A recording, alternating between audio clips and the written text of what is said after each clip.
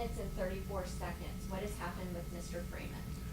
So he's placed on the floor via a takedown or a couple of strikes or whatever the case may be, but he's now appears to be on the floor or on his way to the floor. And Steven Jones, who has a yellow circle around his head, what is he doing? He appears to be stomping on Mr. Freeman's legs. Can you tell the jury whether or not that is in compliance with the use of force policy? It is not. Okay, and why would that not be in compliance with the use of force policy? Again, prohibits, their own policy prohibits strikes and kicks to move an inmate into submission, and it's also just not super effective. If you were to move down and control the legs with your body or your arms, you'd see a lot more success. And we'll start again from this moment.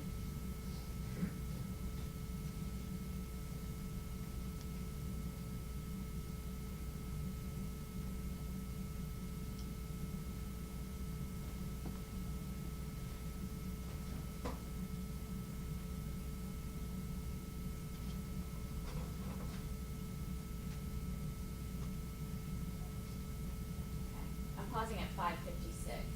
It does appear slightly off from my report. Right. Initially restrained with handcuffs at the 5:53 mark, and they're still being put on. So. And Judge, I don't want to interrupt. If it helps, Exhibit 20 is the video with the proper timestamps. I don't know if that helps you or not. Thank you. I'd rather play through this one. Yeah. If we could just describe it, just with a note to the jury that the times are a little bit off on the report. Okay, at this point, at 5 minutes and 57 seconds, have we been able to see a handcuff? Yeah, I believe it's on his left arm as it got moved behind him, or his left wrist. So we have the first handcuff, and starting to play again at this moment.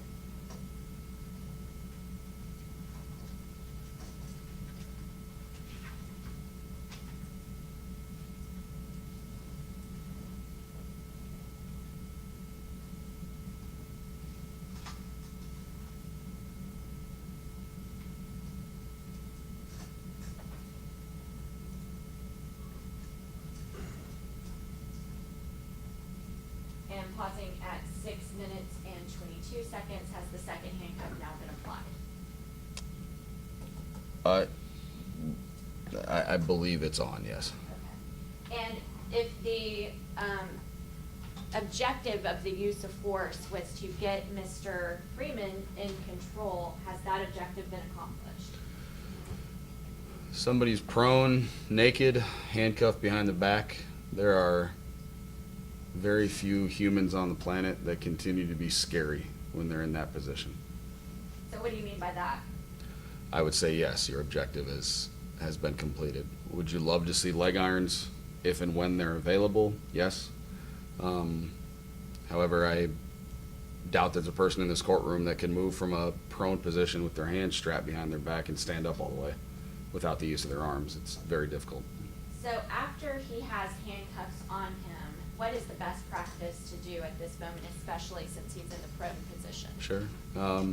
Via their policy and just via the industry standards and guidelines, we move people into the recovery position. What is which that? is essentially we pull them up onto their shoulder. We get the weight off of their lungs and off of their chest. It's easier to watch for breath sounds, apply a sternum rub if you had to, have conversation with the person, and just overall monitor their vital signs and health better. If they continue to not be an issue and they're just recovering, catching their breath, you move them into a seated position, eventually into a standing position, into a secure location, holding cell, get them seen by medical as quickly as possible. Even in the event, via their own policy and my experience, I move somebody in the recovery position and they continue to be disruptive. We'll just say active aggression. There are many techniques. You underhook that top arm.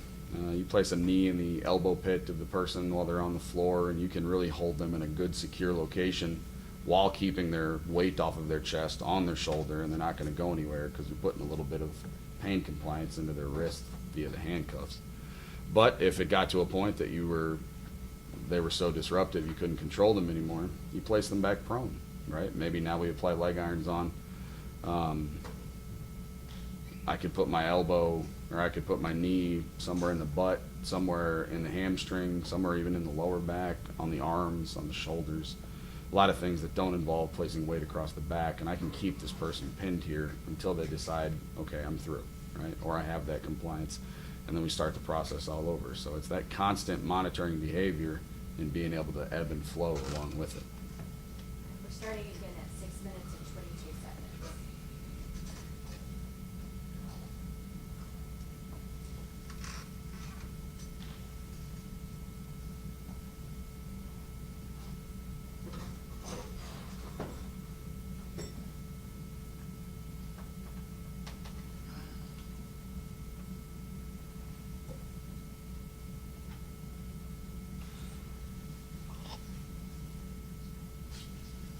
Do you see Mr. Freeman actively resisting at this point? No. Is there any reason that you can see why he wouldn't be put in the prone position? In the recovery I'm position? sorry, in the recovery position. I do not.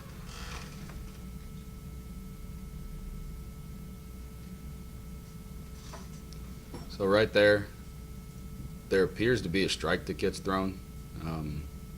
From the interviews, I believe it was. Mr. But, Jones, let's not talk about that. Hey, Judge, can we get fresh on that? Yes.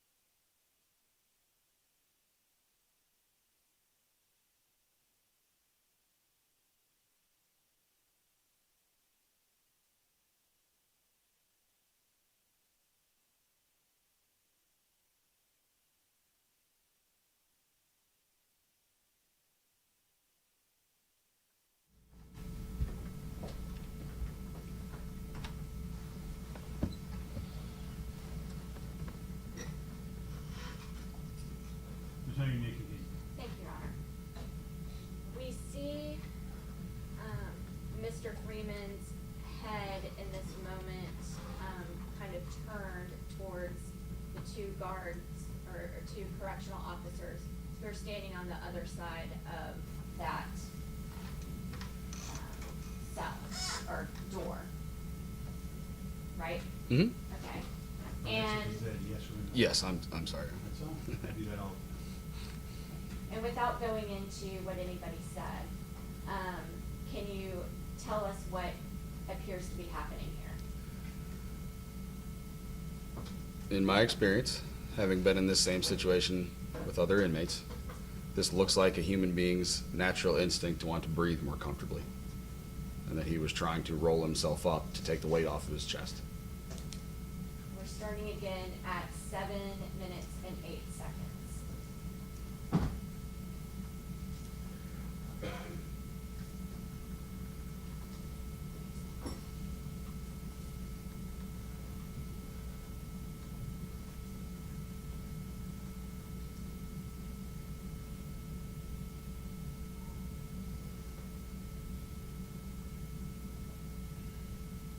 I'm gonna pause here at 7 minutes and 31 seconds. Can you describe whether or not you see any use of force that's happened between, thus far? Yes. Okay, tell the jury what you see. This appears to be two individuals pinning or securing a person to a floor after they've restrained him behind the back, which any type of stopping somebody from moving would be defined as a use of force. And is it in compliance with the Shelby County use of force policy? Right this very moment, or are you just asking in general since we've gotten to the 5th floor? Since we've gotten to the 5th floor, the person is already restrained and there's still 2 people on his back and he's in a prone position, handcuffed. I want to object, that's not in evidence again. There are not 2 people on his back. Well, I'll let the witness testify to whether or not there are people back, and we'll be able, the jury to determine that, and then you'll ask that question again, please.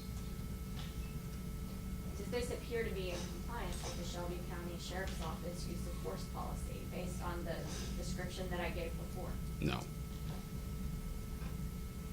Starting at 7 minutes and 31 seconds.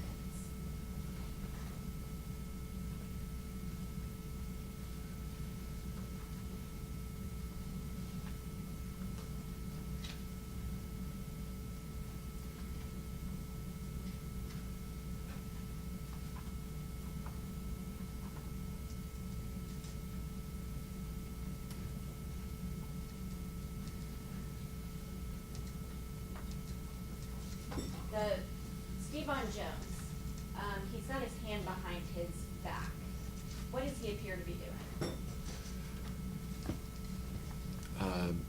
Difficult to tell. If you could go back 10 seconds and play it again.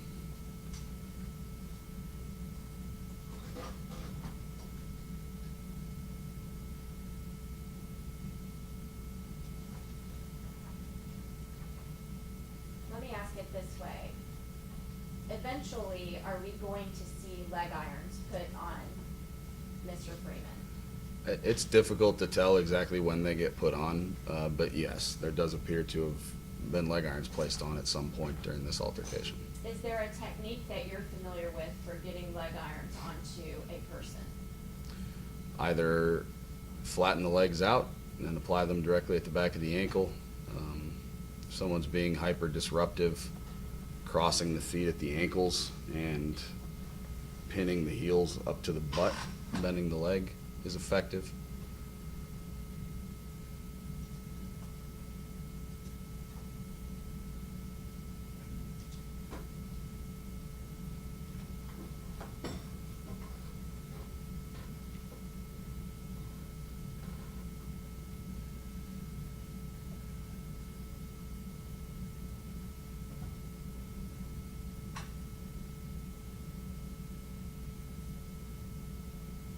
We've played it for a while until 9 minutes and 4 seconds. Is there any reason for this type of use of force to be being applied to Mr. Freeman at this time? No. This person is restrained behind the back.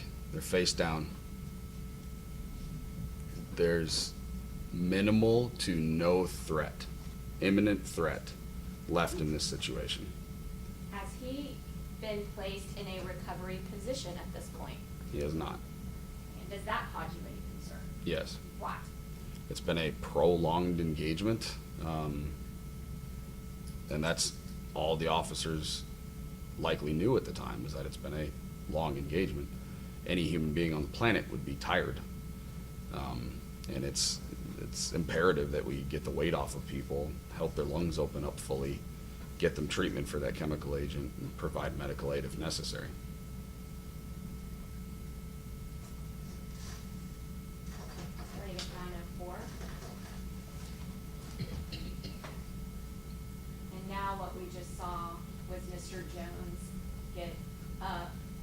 there appear to be leg restraints now on Mr. Freeman.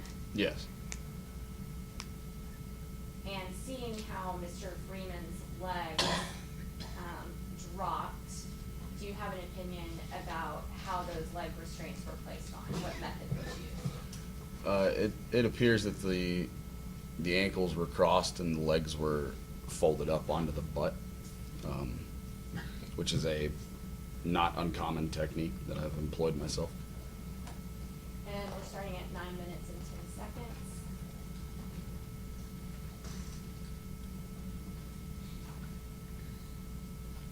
Now that Mr. Freeman has leg irons on and is restrained with handcuffs behind his back and he's in a prone position, is there any reason to continue use of force? No. Do you see use of force, what's happening in the video right now? Yes. What do you see? Officer Parham appears to be placing weight on inmate Freeman's back and securing him to the floor. What should be happening right now? Inmate Freeman should be moved into a recovery position. You can better monitor his health, move him into a seated position, ultimately to standing. Are you seeing any struggle from Mr. Freeman? No. Are you seeing any danger to these correctional officers at this time? No. Has the objective been accomplished? Yes. Do you see them moving him into a recovery position now? I do not.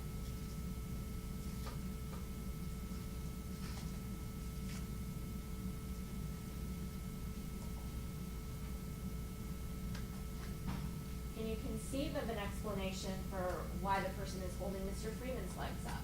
I cannot.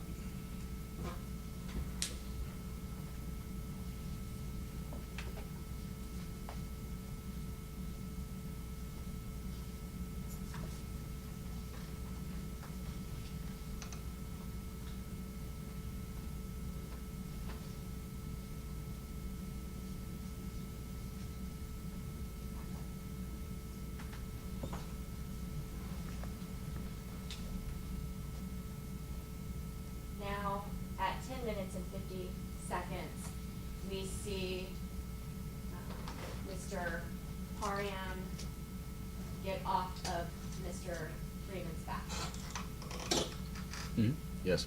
Has anybody moved him into a recovery position? No. Earlier in the trial, we heard that there may be a concern about PRIA. About in this situation due to privacy concerns. Can you tell the jury what PRIA is? Sure. So, PRIA is the Prison Rape Elimination Act. Wait, say that again.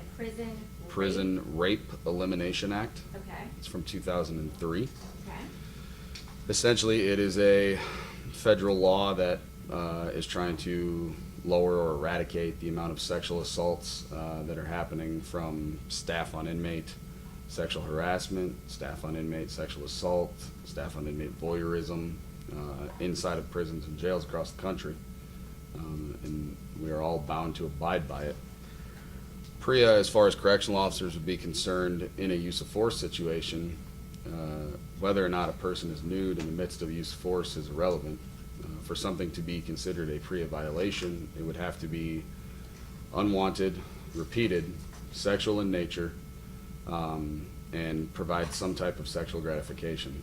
So whether or not it was unwanted, that Mr. Freeman wanted them to touch him or not, if they were providing medical aid or trying to help him in some way, PRIA would cover them under that guideline because it's not sexual in nature, it's not for sexual gratification. Is there any way that this could be possibly construed, let me rephrase my question. Getting Mr. Freeman help in this moment, is there any way that that could possibly violate PRIA? No. And what is more important, even if for some, I can't even think of how PRIA would apply, but even if it did, what is more important? A life-saving measure or that? A life-saving measure. We're gonna start again at 10 minutes and 50 seconds.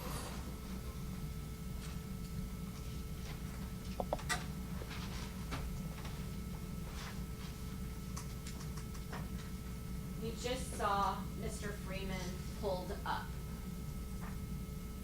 Can you describe the technique that they used to move Mr. Freeman? So it appears they hooked their hands underneath his elbows. Anytime anybody is restrained behind the back, any movement of the body when you're grabbing below the elbow line, so anywhere from here to here, essentially puts the person in a shoulder lock. If you don't know what I mean, that would be your arm rotating this way beyond what your shoulder is really capable of doing.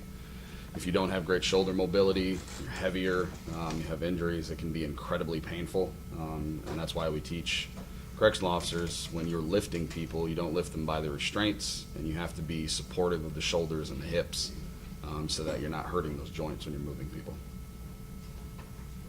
And so that I don't have to pause it again in just a second, could this be in any way construed as moving him to a recovery position?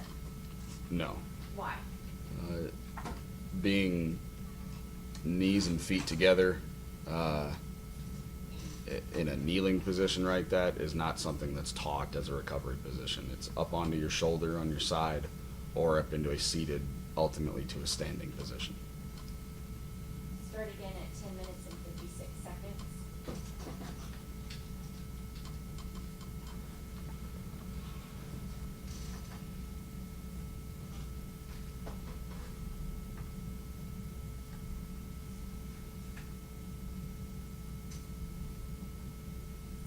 Pausing here again at 11 minutes and 10 seconds. Now we see another movement of Mr. Freeman. Can you describe that?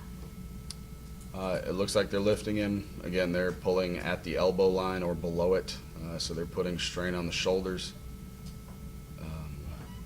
And it does not appear like he responds to the movement at all throughout this portion of the incident. And what do you mean by that, doesn't respond to the movement? If you did that to me, I would yell. It would hurt very badly. The fact that he is not responding in any way, not moving his head, not trying to get his feet underneath him to stand up, which is a pretty natural human instinct, tells me that he is likely not well. And given that he is obviously visibly not well, what should be done in this moment? Call for medical assistance, your emergency medical code, get them there as quickly as possible, roll the person onto their back. If you need more room or flatter room to work, you could transition the handcuffs from the rear to the front. Call for an AED, start CPR, life-saving measures if necessary, checking for breath sounds even before that, checking for pulses, talking to the person, a sternum rub if that's a part of their curriculum. A lot of things that could be going on that didn't. Any reason, even if medical is called, to wait for medical to get there? No. Wondering why?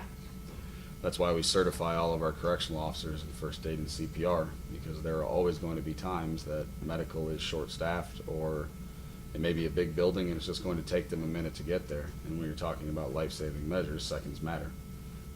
And the ability to get an AED involved and to get CPR started sooner rather than later can be the difference between saving somebody's life or not.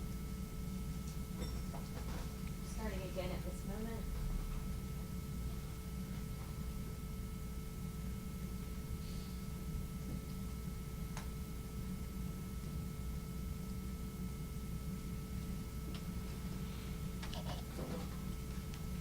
Now Mr. Freeman's head is fully on the ground. Is that a recovery position? No. If he's completely dead weight, is that pressure on his chest? It could be.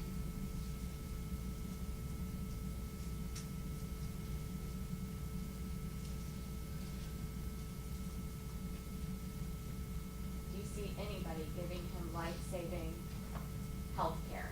No. And we just saw him pulled up that way again. Do you have any comments about that? It just, it appears to be movement in the same manner that it was the the last time they picked him up, not supporting the joints.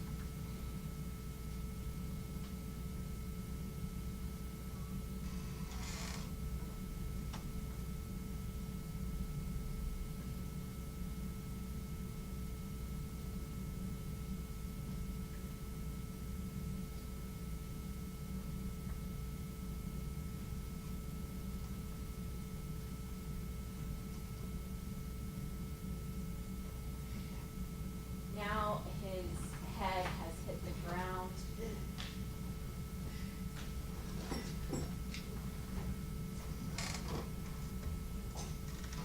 Now his head has hit the ground. Have you seen anybody move to get him any CPR, put him in a recovery position or anything? No, this is a version of a recovery position. We're now off of our weight is off of our chest. We're up on our shoulder, but there does not appear to have been any first aid or CPR rendered. And my question was up until that moment. Right.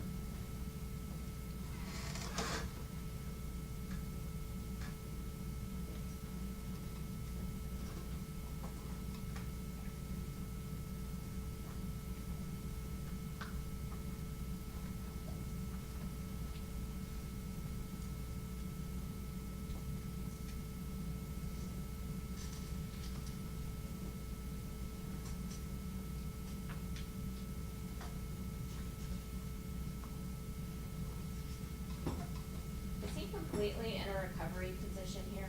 No.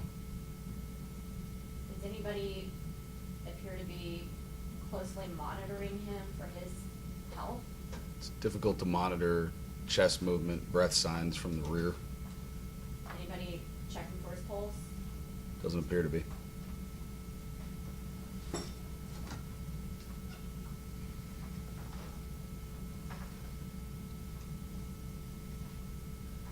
Mr. Jones is standing right there. Did you see him give any health care to him? No.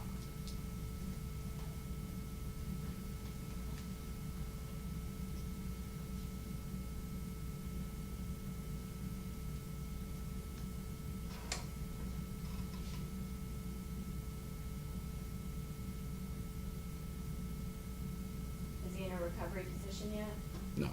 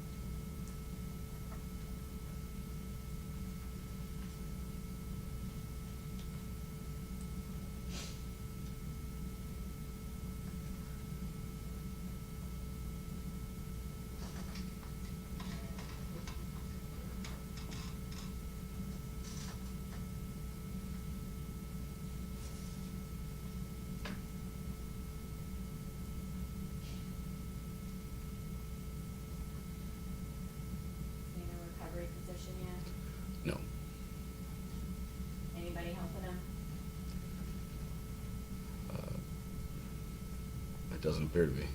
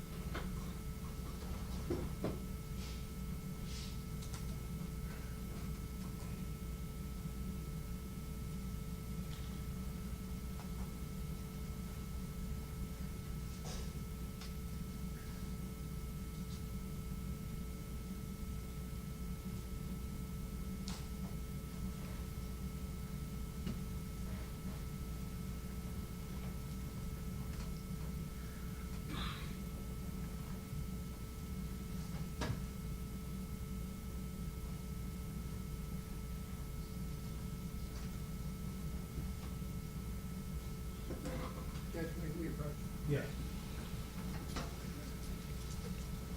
Can you pause the video for a second while we talk?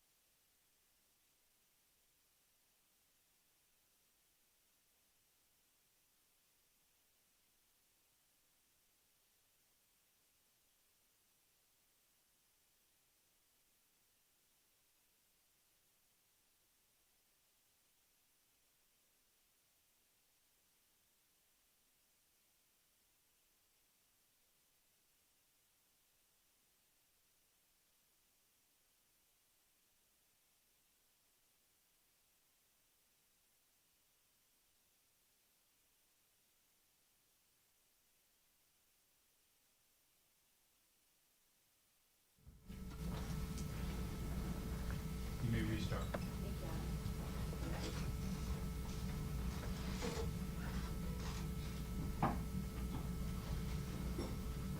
Now we are finally seeing medical has arrived and are placing the AED pads on Mr. Freeman. Did you see anything that prevented any of the correctional officers from helping Mr. Freeman prior to this point?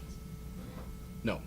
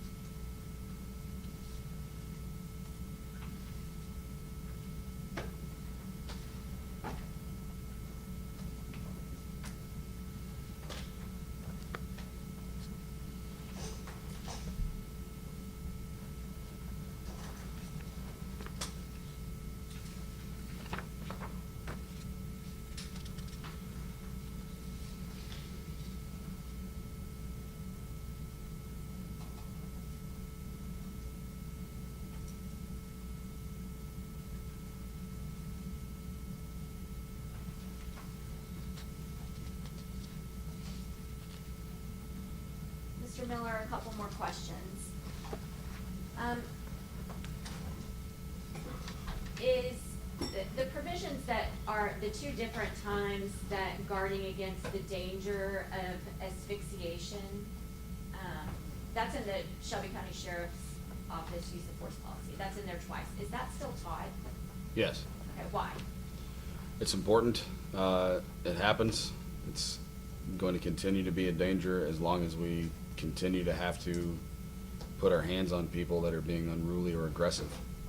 Right now, in use of force curriculums, is guarding against the danger of mechanical asphyxiation still taught? Yes. And why is that taught as a use of force policy? Most altercations with inmates wind up on the ground. And the most common place to give yourself a tactical advantage to restrain people is while they are prone. So that is where the majority of incidents wind up, and that is where the majority of them go wrong, is once you are down on the floor trying to pin somebody down so that you can get their hands behind their back. And you get that tunnel vision, and you stay there for too long, put pressure in a spot that you shouldn't have, etc. Question about what you saw with regard to Mr. Parham. That's the one with the green circle. Would you describe his knee placement on Mr. Freeman's back as intermittent? No. Why? It appeared sustained, I believe I said in my report, for 3 minutes and 40 seconds. And does that put somebody in danger for asphyxia? In my experience, yes.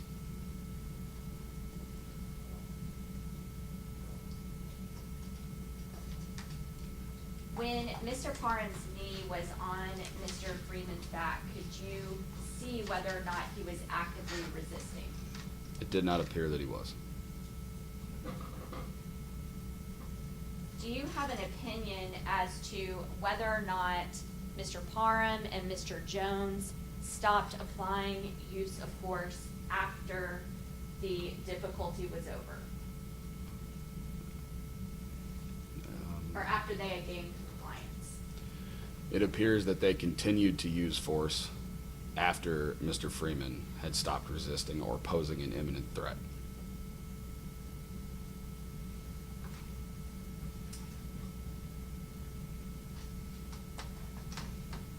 Do you have an opinion about whether or not Mr. Jones and Mr.